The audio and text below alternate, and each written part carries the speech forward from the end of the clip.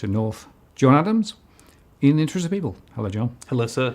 Very important episode. You've been building up to this over quite some time, haven't you? Indeed. We did a series of shows about gold back in 2018 about the RBA, and that created a lot of public interest.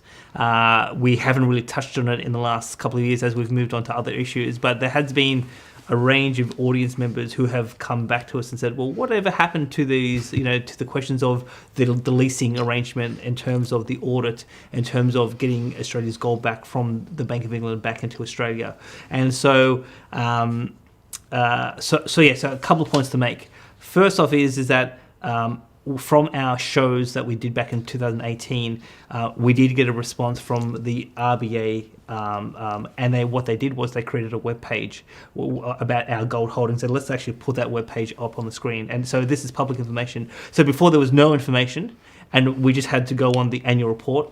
Then they put us some information, and they explained a range of issues in terms of gold leasing. But the interesting thing about this was that they said that this was confidential, that they were not going to tell the public who they were leasing, and then obviously that created and this was done on the basis of commercial confidentiality, and so this has obviously still caused some questions as to who did indeed borrow the gold, the 11 tons. So Martin, so the purpose of today's show is to reveal who borrowed the gold.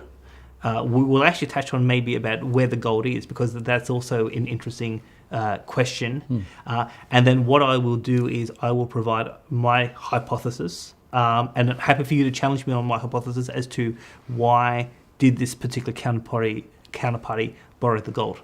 Right, and it's worth saying, I think, John, that a lot of this is deep analysis on your behalf, right? There's probably a little bit of speculation and a little bit of thinking about it around the edge, but at the heart of it, actually, a lot of the information has come from the Reserve Bank. Indeed. So where I just want to sort of start is, so let's actually put our slide one on the screen. So this is coming from the RBA website, where they actually have a graph about their gold leasing activities, and what we can see is that in the early 2000s there was most of our gold was leased, because we had about 80 tons since 1997, and then around about after the GFC we stopped leasing altogether. And then from about 2016, we have got back up to the leasing, and in the last couple of financial years, it's back up at about 11 tons. And obviously, what we did in our last show it was our first show about the 11 missing tons. There was a theory out there about the Bank of England leasing the gold out of the Bank of England, melting it down and selling that gold around the world. And so obviously, given the lack of transparency, there were some big questions that we were trying to explore. So this graph sort of reveals, and obviously the RBA openly admits that they do lease the gold. Now, let's go on to slide 2, because in terms of the RBA's willingness to tell the public who has borrowed the gold, but also in terms of what sort of specific terms about, because the lease contract is confidential as well. So here we have this from the RBA website, quote, "The commercial relationships the Reserve Bank has with participants in the gold market are confidential. The same is true of the commercial relationships used in managing other official reserve assets." So we're not supposed to know. The gold market is quite secretive. It's quite sensitive, and we're not supposed to know. But the interesting thing is that also on the RBA website, they gave us a bit of a clue. And so let's go to our next quote from the RBA website. It says, quote, "Any gold leasing by the Reserve Bank is fully collateralized by cash, either foreign currency or Australian dollars, or has the benefit of a government guarantee of the borrower's payment obligations to the RBA." So this is the criteria. This is what the counterparty has to fulfill. So it's not just any Joe Blow off the street. It's either someone with collateral that they can either, if they default in terms of their lease arrangements, they can either hand over cash, Australian dollars or foreign currency, or they have a guarantee from a sovereign government who's willing to write a check. So now, the interesting thing about this quote, and I just want to bring this to your attention, Martin, is when I read this implies that the counterparty has taken delivery, because obviously there's a question of in terms of collateral and in terms of whether you default or not. So obviously, if you take a mortgage, for example, your collateral is obviously in terms of the your equity in the property. So this implies that a counterparty has provided some sort of collateral for the gold, and if the gold's not returned, there is a default. And what we're going to go into our next part is something which is quite contrary to this statement from the RBA's website. Right. So just to be clear then, the question is, there are two questions, right? The first question is the leasing arrangement itself. Who was the counterparty to the leasing arrangement, yes. Right? And then the second is the structure of the leasing arrangement, and did the gold get moved? Yes. Or not? Yes. And therefore the physical gold, where is that? Yes. Right? Indeed. And then what's overlaying both of those two things? Indeed. Now, one thing I should say is that I've published a detailed article about 2,500-3,000 words on my website, adamseconomics.com. Let's actually put that link up on the screen for people to have a look at. But before we reveal the counterparty, let's actually go to this question of what happens to the gold when it's leased, because there was a very interesting interaction in federal parliament in February 2019 where questions about gold leasing were actually posed, and this was the chairman of the House Economics Committee, Tim Wilson, the member for Goldstein, and these questions were asked because certain members of our audience in 2018 reached out to the committee and said, well, you are going to ask, the RBA is coming up, how about you actually ask them some questions about gold? And so our shows prompted some of these questions. So let's actually bring this power of IOTP, right? Absolutely. Well, at that point it was walk the walk, but indeed yes. the power of the alternative media Absolutely. to bring attention to some issues. So let's actually go to this interaction. 22nd of February 2019, Tim Wilson to the Deputy Governor Guy Dobell, quote, "We lease it out, but we don't lease gold in." Dr. Dobell, yes. Matt Keogh is a Labor MP. It doesn't actually move anywhere, does it? Dr. Dobell, no. That's the other thing. The other point I was going to make is that Josh Wilson, who's also a Labor MP, we are the lessor. Dr. Dobell, in those gold vaults, when people buy and sell, by and large, the gold never goes anywhere. It doesn't even necessarily get moved around too much, because every time you move gold, you can lose a bit of it. I mean, that literally, the gold dust. And then Matt Keogh says it weighs less. And Tim Wilson then says, how do you lose it when you move it? Dr. Dobell, little bits. Fragments, ounces, Tim Wilson asks. And the last part is, Dr. Dobell says, absolutely, minute fragments come off. However, the storer of the gold has the obligation to make good to the owner of the gold. So the weight of our gold is always what we own.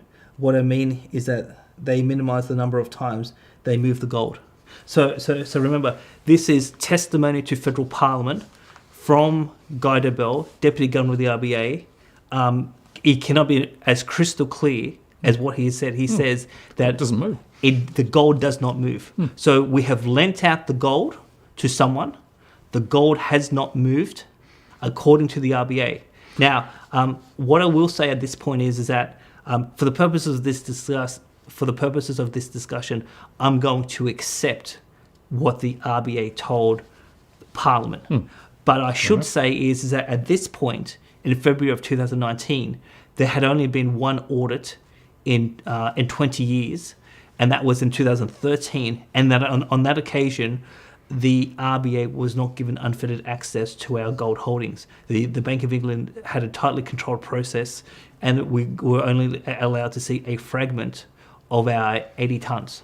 So I do have some serious questions as to how would the RBA know if the gold has moved or has not moved, and this is one of the key follow-up questions that was not asked. But let's just say Dr. Dobell is actually correct in his statement to Parliament that the gold does not move. So the question I have for you, Martin, is, 11 tonnes of gold, worth hundreds of millions of dollars. Someone has borrowed it, but hasn't taken possession of it, according to the RBA. What from your background in banking and your background in finance, what commercial logic would you say someone would have to borrow gold that does not move in a foreign vault? Well, the only thing I'm thinking of, John, is if you actually have leased it, right?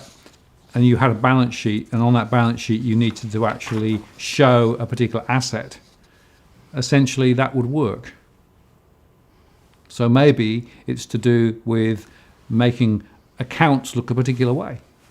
Hypothesis?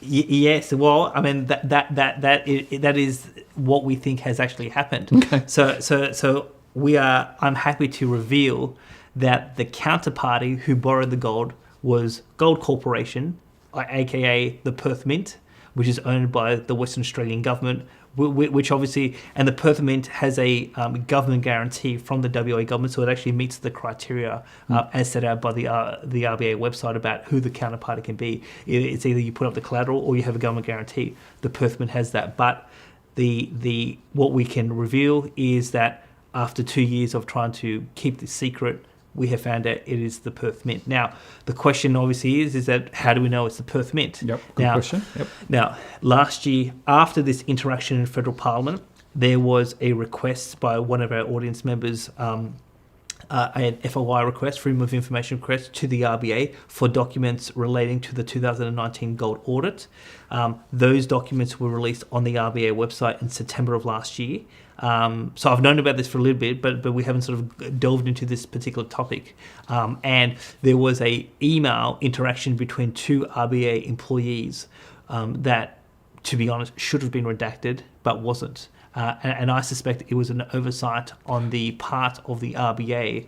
But let's actually put this email up on the screen. So these are two. So obviously the public document doesn't have the names redacted, so we haven't redacted the names. So these are actual employees of the RBA, and it basically says so we have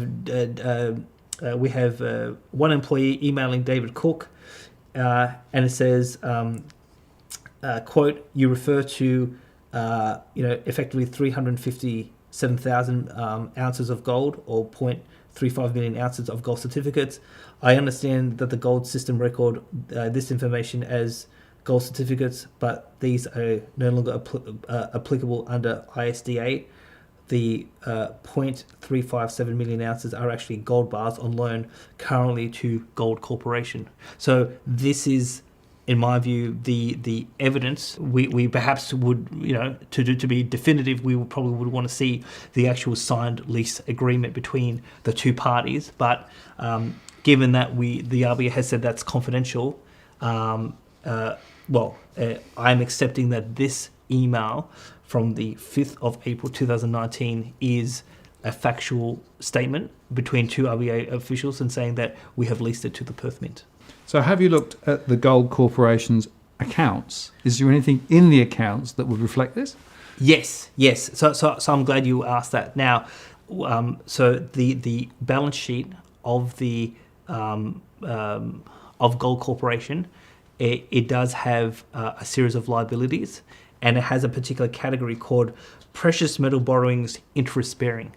So this is precious metals that they have borrowed, and the interest bearing is effectively the rental payment or the lease payment that they have to make. They're paying it, yeah. Exactly. Now, as of 30 June 2019, the Perth Mint had borrowed $1.2 billion worth of precious metals from someone. And obviously the annual report doesn't actually go into detail as to who. Now, what we know from the RBA's accounts and the annual report was that the 11 tonnes that they leased as of 30 June 2019 was about $708 million. So of the 1.2 billion, about $700 million was the RBA's gold. And that means there's about another $500 million which has been borrowed by Perth Mint. We don't know if it's gold, we don't know if it's silver, we don't know who the counterparty is, we don't know where that gold or silver technically is, whether the Perth Mint has it in their possession or whether it is from someone else. So obviously the question then becomes okay, so we now have confirmation via an RBA email that gold in the Bank of England which the RBA has testified to Parliament does not move, has been borrowed by the Perth Mint. And obviously the question is, well, why? Pretty serious question as well, because of course, presumably the Gold Corporation is a for-profit entity.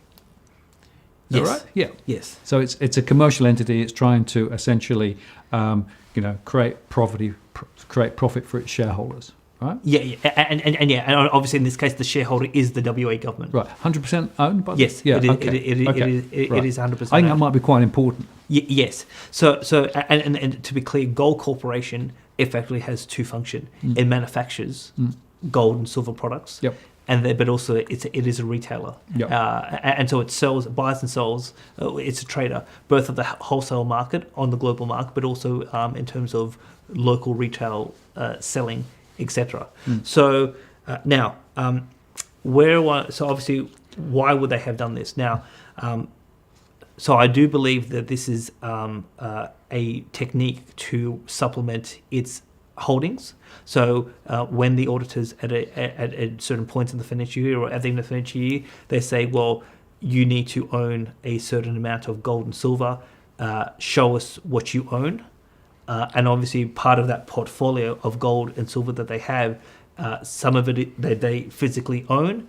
It's their legal ownership. It's in their possession. Some of it has been borrowed and it is sitting in foreign vaults.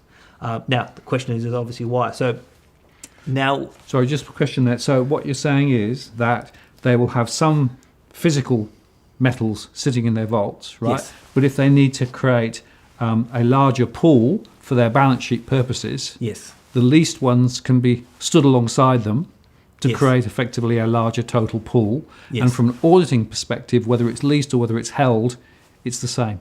indeed, Right. yes, Okay. yes. Now the question is, well, why? So now, we it is no secret. I mean, we have said that I'm involved in the bullion industry. Yeah.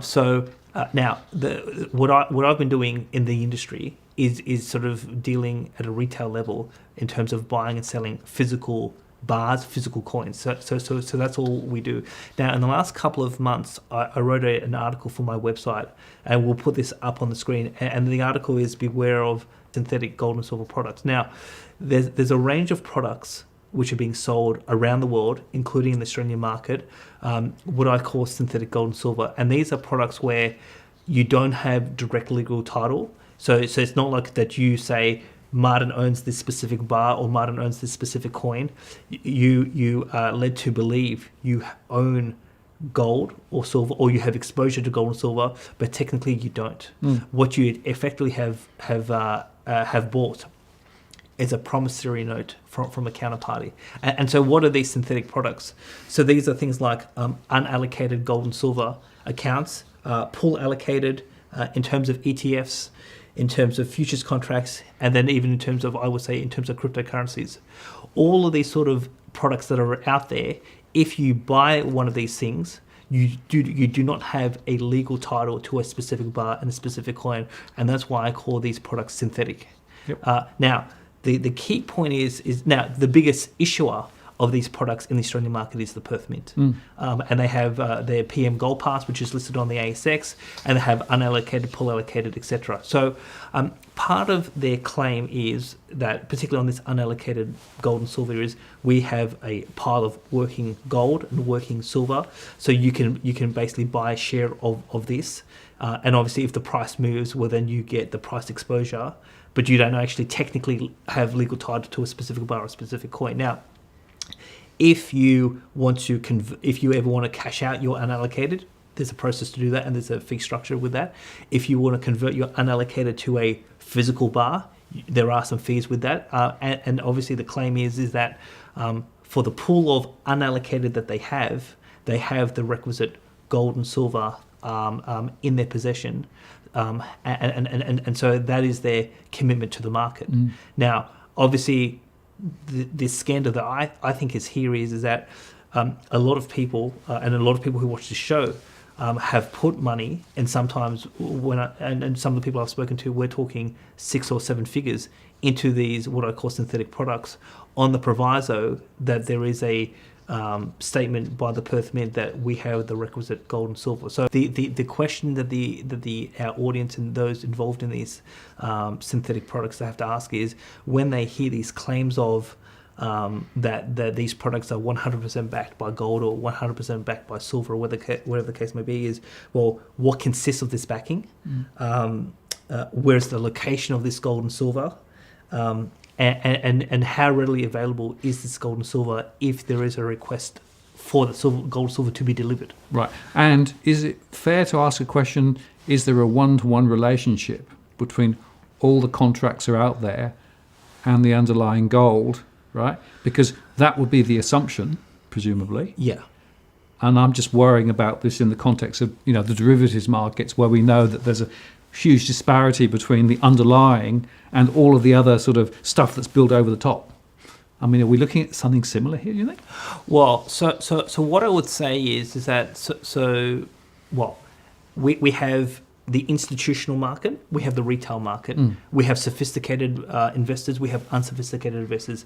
My experience talking with like in terms of retail investors, both sophisticated and also in terms of unsophisticated, there's just a general expectation that if there was ever a call on to convert to physical, the Perth Mint would be able to handle that volume. Right.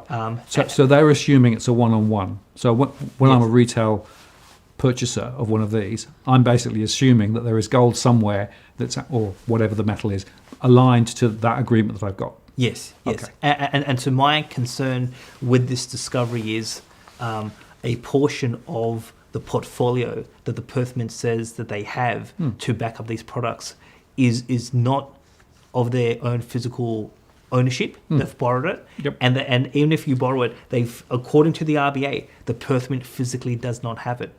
It is sitting in a foreign vault, which the Perth Mint, I'm assuming that they can't physically take possession of it because it is leased and it is owned by in terms of the RBA. So and so, since I've had some conversations with some of our audience about this, I mean, that has been a bit of a shock as to that's not what my understanding of the situation is. And as we go through the documentation, I mean, what I obviously try to say to people is, you've always said that gold and silver has risks. And there are risks, obviously, with gold and silver, like with any other investment. But I would say that there are additional risks when you go into a synthetic product where legal title is not clearly established, and so some of those risks are obviously, there's the risk of over issuance. So you sell more synthetic products than what you have the underlying physical, and obviously when we've talked about the derivatives market, I mean, there are claims out there in terms of the global silver market. There's 500 claims to every ounce of silver, so that suggests a large Ponzi scheme. You have the issue of convertibility risk. So if you have a claim and you want to convert it to a physical, can they actually meet that demand?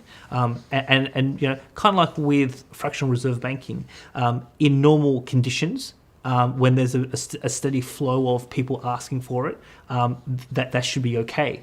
But when you get a flood of people, that if they don't have it all in their possession to convert, I mean, that can overwhelm the system, and that's obviously where institutions, and I'm not just singling out the Perth Mint, because I no doubt other corporations around the world are doing this. I mean, if there is a run, I mean that's when you can get situations where they do not deliver the actual physical metal, and in those situations, investors can be shortchanged. Right, and of course, as you critically make the point, there's a difference between normal course when everything's fine, yes, compared with in a crisis where suddenly people might feel, well, I actually would like to get now my physical gold, right? And so everybody turned up the amp to 11 at the same time, and suddenly there's a huge demand, and some of it's leased, they can't deliver it. Yes. Right. Yeah, absolutely. And then obviously you have the risk around what I would call in terms of rehypothecation. Yeah. So you've got the same ounce of silver, and you've promised it to several different parties. And so obviously when everyone sort of comes to say, okay, you say this is my property, give it to me. Oh, but it's not yours. It's actually Martin's.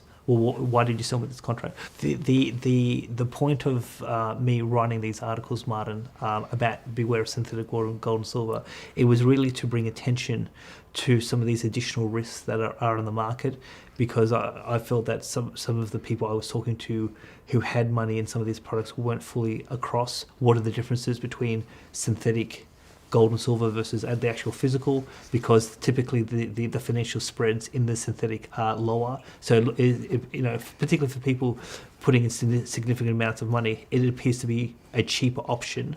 But even though it is technically cheaper to buy in and out in a synthetic product like unallocated, etc., there are some additional complications with that. And obviously, as we go forward, I mean, since March, when QE to infinity was announced by the US Federal Reserve, we have seen a surge of demand for physical gold, for physical silver, and that's obviously creating already some shortages in the market, and I think those things are going to intensify.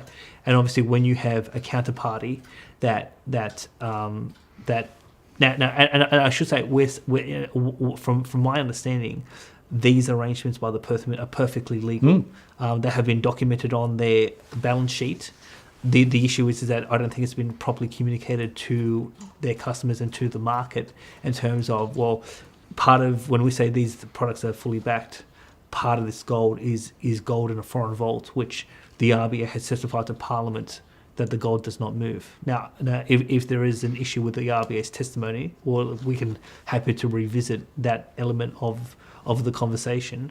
But obviously, going forward, if there is a further shortage and a squeeze on physical demand for gold and silver, that could create issues for a whole host of counterparties. And I should say, so there's a weekly YouTube video podcast between Eric Sprott, who's a Canadian billionaire involved in gold and silver, and another guy called Craig Kempke, and they talked about a customer in Canada. This was a couple of weeks ago, who had some silver. He bought some silver, put it in one of the Canadian banks, had some silver certificates, went to go redeem those certificates, and they didn't have the silver. And he basically was given Canadian dollars instead. And the difference for that customer is that he was given Canadian dollars at the spot level, what the international price was, but there's a difference between the physical price and the paper price, and he was probably sort of caught short. He lost out at about $10 per ounce in terms of that. So obviously, there's a lot of people out there saying that if you don't hold it, you don't own it. And obviously, one of the sort of underlying philosophies behind that statement is that if you are entrusting a counterparty to either hold physical or synthetic, there are some risks, and in times of crises, those risks can actually be realised. I guess if you've got, if the total exposure is 100, right, and you've got 30 or 40 leased, right? Yes, that's one scenario, and that's not very positive necessarily, but perhaps manageable. But if you've also got hypothecation, which means that they're actually using that same physical to support multiple contracts, so a multiplicity of contracts, that's even more concerning. Now, you're not, or are you saying that Perth Mint is actually hypothecating? No, I'm like, so I don't have the evidence for that. Right. I will say that there are institutions around the world who are engaged in that. Right. But what we're saying is in this case is we have evidence from the RBA that they have leased out gold to Perth Mint. Yes. They have told Parliament the gold does not move, and the question is, well, why? Given that their core business is manufacturing, and in terms of being a trader, a buyer and seller of gold. So the logical answer to me was, why would they borrow gold that does not move in a foreign vault? It is to supplement their balance sheet and their metal portfolio. Yeah. Because they promise the market that their products are 100% backed. Right. Okay. So there's nothing illegal about it. It's all on the accounts. Yes, right? yeah. So you can go on the balance sheet and it says precious metal borrowing, interest bearing. Yeah. Now, one of the problems that I have found with people who are involved in the market, they won't go to for example, I mean, I've spoken to people involved with like Perth Mint customers, and one of the things that they won't do or haven't done is actually read the balance sheet. And the other thing is that, I mean, there's a lot of people in the market who heavily rely on the guarantee by the Western Australian government. But one of the things I say to people is, well, have you actually examined the robustness of that guarantee? Because in the last 10 years, the WA government has racked up huge sums of debt. And obviously there's just been a recent kerfuffle between the government and Clive Palmer over a mining project. And Palmer wanted to sue the government to the tune of $30 billion. And Premier McGowan in the last fortnight said that if Clive Palmer ever sued the WA government and was successful, and the government had to pay Palmer $30 billion, the state would be bankrupt. And obviously in that circumstance, those who are relying on this guarantee with the Perth Mint, I mean, if the Premier's saying, if Clive Palmer wins this legal action, we're bankrupt, that means that this guarantee with the Perth Mint is basically null and void. And so these are some of the elements that people should be delving into, but unfortunately I've noticed people just accept promises on face value without digging in. And I think the purpose of this conversation is like, as you say, there's risk with everything, whether it's property, whether it's shares, bonds, collectibles, artwork, gold and silver, and you really have to get down into the nitty-gritty of whatever your money is in to actually understand the full implications of this. And so I think this is a big thing. Purely, one of the big reasons is that because they wanted to keep it so secret for so long. Well, I mean, if they were lending it to the WA government, why don't they just say it? I mean, and why doesn't the Perth Mint just openly say on their website, part of our portfolio is leased gold that does not move? But they haven't made that disclosure. And the fact that they've been opaque on this particular point signifies something about maybe their intent. Right. And make a more general point, and that is, you can actually look at the same sorts of things going on across interest rate swaps and currency swaps and, all of the other derivatives. And this is the problem, right?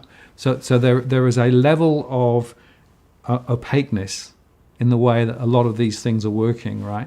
And the relationship between the underlying, the physical, and all of these other things around the edge are less clear than they should be. Right, and I suspect this is just another example of financial engineering, or what you want to call it, right? Because there are some very smart people who think this is a better way to actually go, and et cetera, right? But there are risks below the waterline. Yes, and that's the point we're making. There are risks below the waterline that are not clear, are not transparent, and only come out when the tide goes out. In other words, when there's a crisis. Indeed. Right. Yes. And this is another example of potentially risks that people weren't aware of. Exactly. So yes, to sum up the conversation, I do have the article about the evidence of our conversation today is on my website. The article about my views on synthetic gold and silver products, which I published a couple of months ago, is on my website. Let's put up my email address if anyone wants to contact me, because to be completely transparent, I mean there are some people who have been owning synthetic product who now want to make a transition to physical gold and silver, and I've been helping some of those people in that process, particularly because of the broader economic environment with central bank money printing and sort of the huge calls on physical gold and silver. And if people want my assistance, happy to help. But the fact remains, there are some additional questions I think the RBA has to answer, as well as the Perth Mint. I mean, the RBA's main one is, how do you know the gold does not move? Why won't you release the audit reports? Why do you continue to put up with audits where the Bank of England dictates what you're allowed to see? And then obviously in terms of the Perth Mint, why haven't you been fully transparent that you have borrowed $1.2 billion worth of gold and silver, including $700 million from the RBA? And if the gold does not move, if it's not to supplement your portfolio, what's the purpose? Mm-hmm. Well, big questions. And, let me just say, I'm not in any way endorsing what you do or don't do with your gold advice, right? Mm. But this is a really important issue in terms of actually seeing again that what people assume is happening yes, is not what is actually happening. Correct. And the danger is in a crisis, people can get caught out. So this is yet another example of read the small print, do the work, right? And get to understand what's really going on. Yep. Because then you can protect yourself and your wealth. Absolutely. John, appreciate your time today. Thank you. Martin North, John Adams. The Interested People. We'll see you next time.